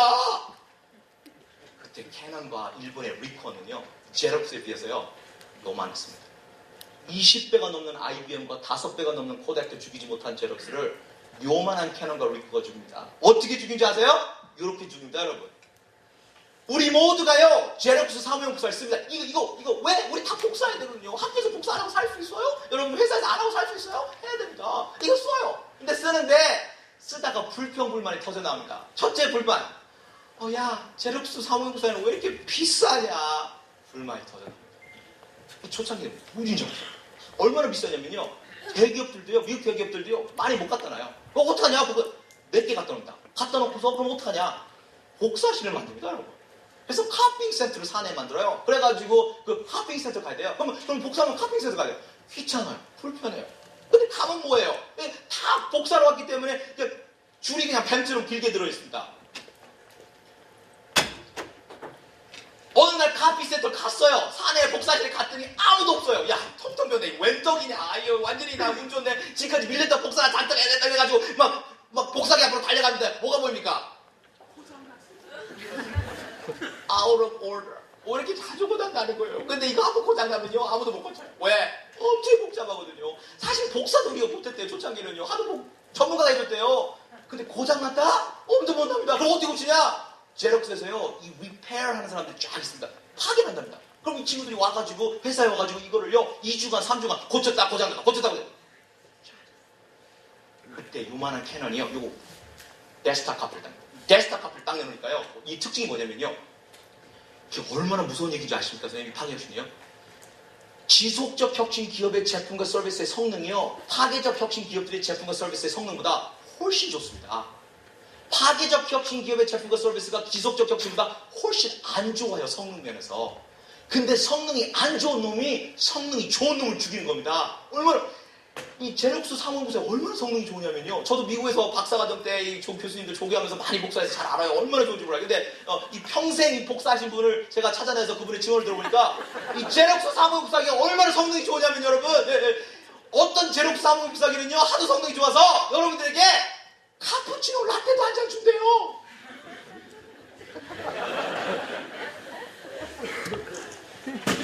그래서 캐논의 사무 목사기는 여러분들에게 라떼 못 줍니다. 그 성능은 안 됩니다. 그런데 무진장 싸움입니다. 그 다음에 캐논의 사무용 복사기 특징이 뭔지 아세요? 무진장 싸니까 경영자들 책상마다 다 올려줍니다. 이제는 복사하려면요, 복사실에 갈 필요가 없어요. 그 다음에 세 번째 특징이 뭐냐면요, 고장이 잘 안 나요. 고장이 나도 워낙 단순하기 때문에 우리가 쉽게 빨리 고칠 수가 있어요. 우리 모두가 어떤 일을 해야 되는데 그게 복사인데 그 일을 지속적 혁신 기업이 해줬습니다. 좀 더 싸게, 좀 더 쉽게, 좀 더 편리하게, 복사실에 가지 않게, 고장 나지 않게. IBM과 코덱의 가장 큰 실수는 이걸 공격해요. 이걸 딱 공격하니까요, 제럭스 임원들이 그럽니다.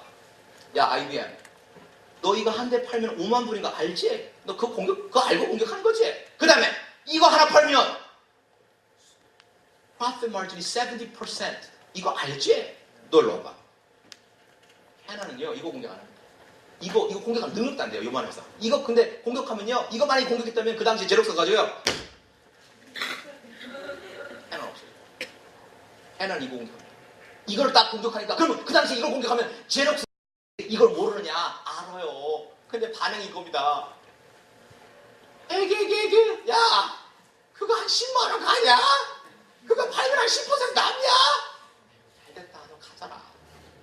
우리는 여기에 집중합니다. 교두보를 마련합니다. 의지를 꺾습니다. 근데 여기서 캐논이 멈추면요, 제럭스 안 죽습니다. 딱 교두보를 마련해놓고 빨간색을 빡 갈아탑니다. 캐논 막 올라갑니다. 시간이 흐르면서 회사의 제품과 서비스 성능 막 개선시킵니다. 그래서 나중에 그 칼을 갖게 돼서 두 번째 테스트가 이겁니다. 이게 로인 디스트럽션의 메인 테스트입니다. 가격이 저렴하다면 성능이 떨어지더라도 기꺼이 그 제품을 구입할 로인 디스트럽션 고객이 있느냐는 겁니다. 다시 말씀드리면 초과만 만족된 소비자 있느냐는 겁니다. 막 없다! 로인 디스트럽션 쓰기가 어렵습니다, 여러분. 없을 수도 있어요, 그 시장에요. 근데 있다. 그럼 두 번째 테스트가 뭐냐면요, 우리가 6개월 동안 시금을 전폐하면서 죽으라고 그 로우커스트 비즈니스 모델을 만들었냐는 겁니다. 마이클 드레인 모델처럼. 못 해냈다. 그럼 로인 디스트럽션을 성공하기 어렵습니다. 해냈다! This is the main test of low-end disruption. low-end disruption을 제가 예를 하나 드리겠습니다. 제가 오늘 좀 제 강의를 들어보시는 학생들도 있고, 너무 학생들도 아니시죠? 이제 고맙고요. 다시 오셔서 처음 들어보시면 많을 텐데, 만약에 처음 들어보신 분들은 지금 표정들 보니까 이런 생각하는 것 같아요. 야, 저 사람 왜 그러냐? 그래서 아니, 이렇게 여러분들 굉장히 진지하신 분 같아요.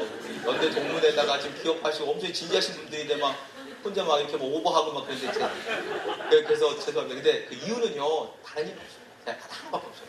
제가 평생 학생이죠. 가장 중요한 건 내용이에요. 근데 정말 좋은 내용을, 여러분들이 정말 귀중한 시간인데 좋은 내용을 우리가 갖고 와야 우리 AS 이 프로그램에서 여러분들께서 더 사랑하시고 우리 연대타를 더 주고. 근데 노벨 문학상 같은 내용을 갖고 뭐예요? 재미가 없어요. 지루해요. 그러면 이거를요, 이해도 못하고요, 관심도 없으시고요, 기억도 못하고요, 공감도 못합니다. 그래서 제가 좀 이렇게 오버하고 소리 지르고 하는 것이 다른 게 아니라 좀 오랫동안 좀 기억하시라고 이렇게 합니다. 근데 표정들 보니까 너무 진지하셔가지고 죄송해요. 그래서 이렇게 잘 됐네. 그래서 우리 대한민국에서 가장 진지한 분들을 위해서 우리 로인 디스트럭션에서 가장 진지한 예를 드리도록 하겠습니다. 철강산업으로 가시죠. 철강산업에요, 이 사례를 준비하면서 제가 알겠는데요, 이 철강산업에 가장 잘 나갔던, 그러니까 이 우주에서 가장 잘 나간 기업이 누구냐면요, 과정이 아니다. 이 우주에서 가장 잘 나간 기업은 United States Steel Corporation입니다. 그런데 이 USD는요, JP 모건하고 카네기하고 여러 사람이 창업한 기업이에요. 100년 동안 장악하고요, 40년대, 50년대는 전 세계 철강의 3분의 2, 전문가들이 더 많이 도와야 할 겁니다. 미국의 대선에, 미국의 대통령이 막 이렇게 막 가경되려고 했는데, 회장님 그때 무슨 내리냐고 막 하면서 싸우랬더니 엄청 싸웠습니다. 근데 그 USD이 죽었습니다. USD라는 회사 없습니다. USX입니다. 왜? 철강 위에 다른 산업으로 확장을 했거든요. 철 별로 안 된다. 근데 그 USD를 죽었어요. 근데 퀘스천이 이겁니다. 누가 USD를 죽였냐는 겁니다. 누가 USD를 죽였어요? 어스코? 예. 한국 경제도 그래요. USD를 죽었습니다. 누가 죽였습니까? 한국 경제가. 아이, 그거야 이겼어. 우리 포스코가 죽였지. 그 다음에 가끔 제가 일본 가서 강의해요. 이게 일본 사람에게 국제화시대라 일본 가서 얘기하면 USD를 죽었습니다. 누가 죽였습니까? 일본 사람도 그래요. 소데스까? 우리 니폰 스틸이 죽였지. 가끔 인도 가서 강의해요. 국제학습가 인도 가서 강의하면요, US 스틸 죽었어요. 누가 죽? 인도 사람 그래. 아, 그거야, 우리 아로살미탈이 죽였지. 절대로 아닙니다. US 스틸 인도의 락시밀 미탈이 있으면 아로살미탈 신일본 제철 아닙니다. US 스틸 누가 죽였냐면요, 요만한 놈이 죽입니다. 그 회사 이름이 뉴콜 철강 회사입니다. 어떻게 죽인지 아세요? 요렇게 죽입니다.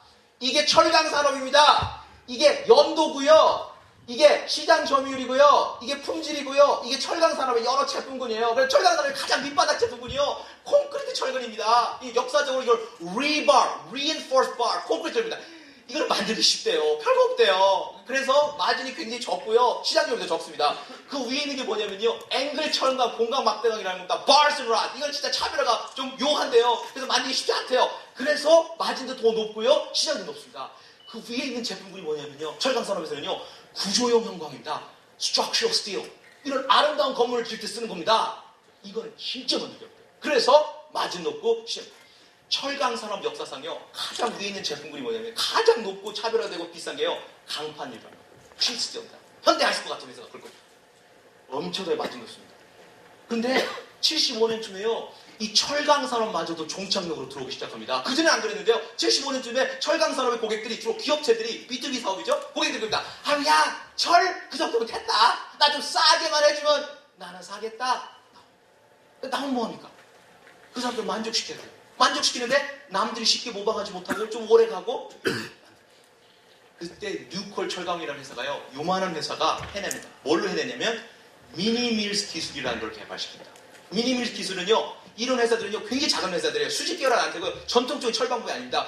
요만한 방에서 철을 만드는데 전기를 씁니다. 그러면서 찌꺼기를 재생산해요. 미니밀스입니다. 그래서 철을 만드는데 75년도에 이거는 못 만들어요. 이게 뭔지도 몰라요. 근데 가장 밑바닥인 콘크리트 철근을 만듭니다. 그런데 그걸 US 스틸, 베틀레헴 스틸 얘네들보다 20% 더 싸게 만듭니다. 그래서 밑바닥을 딱 공격합니다. 그러면 이 미니밀스 같은 이런 회사들이, 뉴콜 철강 회사가 US 스틸의 밑바닥 콘크리트 철근을 20% 싸게 해가지고 딱 공격하니까요, US 스틸 임원들의 반응이 뭔지 아세요? 이렇게 반응했답니다. 아유, 콘크리트 철근? 아유, 잘됐다. 그거 가져라. 내가 그렇지 않아도 우리 아들놈이 어제 그래. 아빠, 나 내일 담임 선생님이 아빠가 뭐 하는지, 무슨 제품을 만드는지 그걸 좀 알아오래. 아빠는 뭘 만들어? 아들아, 미안해. 나 콘크리트 철근 만들어. 나 이런 얘기 하고 싶지 않거든. 나도 좀 자랑스러운 아빠가 되고 싶어. 아이고, 그거 가자. 나는 우리 아이에게 자랑스러운 아빠가 될 수 있는 bars and rods, 공강 막대강을 만들겠다 이겁니다. 도망갑니다. 정말 좋고. 근데 여기서 뉴콜 철강에서 멈추면요, USD를 안 죽습니다. 안 멈춰요. 배고파요. 그래서 10년 동안 칼을 갑니다. 10년 동안 칼을 가서 빨간색 타고 올라갔더니 85년 주면요, 뉴콜 철강 회사가요, 앵글 철강 공강을 만들어요. 근데 그거를 USD를 20% 싸게 만듭니다. 그 딱 되니까 USD 이모들이 반응이 먼저 써야 됩니다. 야, 앵글 철강, 야, 그것도 우리가 10년 동안 그 많은 걸로 다 짜냈다. 그것도 없어져. 너 가져라. 잘됐다. 우리는 수익이 더 많은 조형 형광으로 가겠다. 계속 쫓아. 그랬더니 75년도에는 이 강판율을 쳐다보지도 못했던 이 뉴콜 철강 회사가 13년도에는요, 강판율을 만듭니다. 근데 그거를 US 스틸보다 더 싸게 만듭니다. US 스틸의 수익 구조, 피라미드 구조 쌍. 그것이 웬디스 옵션입니다. 진짜. 시간이 거의 다 돼서요. 제가 한 5분만 주시면 제가 마무리를 해드리도록 하겠습니다. 그래서 무슨 말씀 드리냐면, 여러분들이 가장 중요한 역할이요, 미래를 예측하는 겁니다. 그 미래를 예측하는 것이 아까 말씀드린 포인트 에스티메이션이 아니고요, 이 불안전한 정보 상황에서 늘 여러분들 의사결정을 잘 하셔야 됩니다. 그러니까 성공의 확률을 높인다는 거죠. 근데 그거 이상 없습니다고 경외하거든요. 근데 어떻게 그 성공의 확률을 높이느냐? 불안전한 정보에서 의사결정을 잘해서 성공의 확률을 높이. 더군다나 운이 많이 작용하는 우리 프로페션에서는 뭘 하셔야 되냐면요, 일단 여러분들이 굉장히 스마트 하실 겁니다. 여러분께서 많은 경험을 갖고 계실 겁니다. 여러분께서 직감이 있어요. 좋습니다. 정말 좋은 거죠. 근데 그거에다가 더하기, 이론을 갖고 해보라는 거죠. 이 이론이 뭐냐면요. 제대로 된 이론은요. 여러분들에게 뭘 주냐면요. 인과관계를 줍니다. 제대로 된 이론이 아니면요. 상관관계밖에 안 돼요. 근데 미래를 예측한다는 게 매우 어려운 얘기지만 미래를 예측하는 게 이거예요. 우리 회사가 금년에 이런 제품을 출시하면 내년에 우리 성과는 이렇게 될 것이다. 우리가 우리의 가장 큰 경쟁자를 이런 식으로 공격하면 쟤네들의 반응은 이렇게 나올 것이다. 이것이 인과관계입니다. 이것이 미래를 예측하는 겁니다. 근데 그걸 할 수 있는 방법은 여러분들께서 많은 경험과 지식과 직감에다가 이러한 인과관계를 주는 이 theory를 갖고 여러분께서 무장을 하시면 엄청나게 도움이 되십니다. 그래서 제가 결론적으로 말씀을 이제 드리면 아까 말씀드린 그런 내용인데요. 제가 마지막 말씀드린 이 말 꼭 말씀드리고 끝내고 싶습니다. 제가 전공이 전략이라서 전략의 수많은 대가들이 이런 명언을 남겼습니다. 제가 한 말이 아닙니다. 제가 그냥 소개만 해드린 겁니다. 근데 여기 계신 많은 분들은 이게 어떤 의미인지 아실 것 같습니다. 너무나 좋아요. 혹시 이 말이 어떤 말인지 가슴으로 와닿지 않으면 그러면 조금 더 노력하시기 바랍니다. 이 말이 가슴으로 와닿는 순간 여러분들 커리어, 여러분들의 회사 많이 달라져요. 전략의 수많은 데가 했던 가장 유명한 명언 중에 하나인 겁니다. 영어로 잠깐 해서 죄송합니다.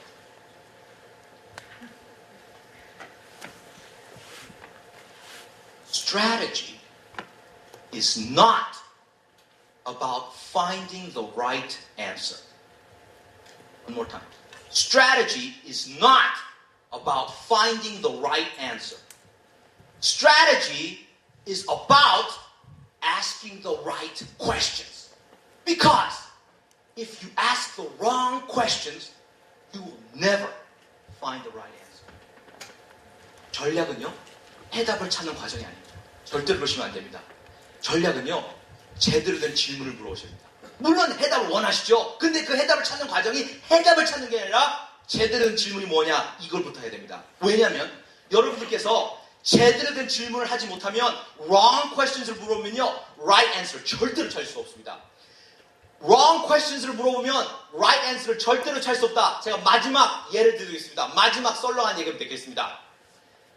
제가 한국에 오기 전에 미국의 커네리컷 주립대학에서 제가 교수를 몇 년 하다 왔는데요. 커네리컷 대학교 총장님께서 경영대학 교수님을 전부 다 이 부부동반 만찬에 초청한 적이 있습니다. 그래서 제가 아내한테 그랬습니다. 여보, 우리 만찬에 가야 돼. 알았대요. 그래가지고 총장님 만찬 전날 저녁이었어요. 전날 저녁에 우리 집 거실에서 아내가 막 뭘 찾고 있어요. 그래서 여보 뭐해? 내일 총장님 만찬이라며? 맞아. 지난번에 당신사진 귀걸이 있잖아. 그거 너무 이뻐가지고 그거 하고 싶은데 그거 잊어버렸어. 그거 찾고 있어. 그래? 비켜봐. 내가 사줄게. 그래가지고 제가 그냥 이 거실에서 막 아내랑 막 2-3시간 다녀요. 소파 뒤지고 다녀요. 아무리도 못 찾겠어요. 그냥 찾다가 제가 그랬습니다. 여보, 근데 그 귀걸이 어디서 잊어버렸어? 아내가 그럽니다. 그거? 화장실에서 잊어버렸지? 예? 화장실에서 잊어버렸어? 그러면 왜 우리가 2-3시간 동안 거실에서 찾고 있어? 그때 아내가 그럽니다. 그거야 여보, 우리 거실 불이 화장실 불보다는 훨씬 더 밝잖아. 그래서 그렇습니다. If you ask the wrong questions, you never find the right answer. 마치 제 아내가 귀걸이는 화장실 잊어버려 놓고 우리 거실 불이 훨씬 더 환하다고 여기서 찾는 거랑 똑같습니다. 그래서 여러분들은요, right questions를 물어봐야 돼요.